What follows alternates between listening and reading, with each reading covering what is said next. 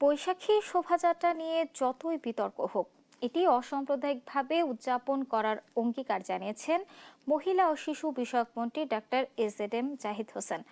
বলেন, রাজনৈতিক প্রতিহিংসার কারণে আওয়ামী লীগ সরকার ঢাকার শিশু পার্ক ধ্বংস করেছে। মঙ্গলবার সকালে শিশু একাডেমি প্রাঙ্গণে নববর্ষ উদযাপন করে মহিলা ও শিশু বিষয়ক মন্ত্রণালয়। এ সময় তিনি বলেন, আগামীর বাংলাদেশের চ্যালেঞ্জ মোকাবেলায় শিশুদের চিন্তার পরিধিকে সমৃদ্ধ করতে হবে।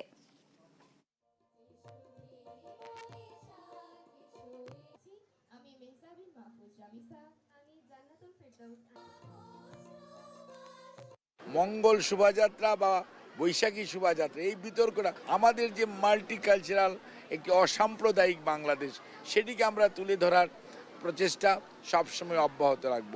এটি আমরা নাম নিয়ে যুদ্ধ করার কিছু নেই, বা এটি নিয়ে নিজেকে ছোট বা বড় করার কিছু নেই।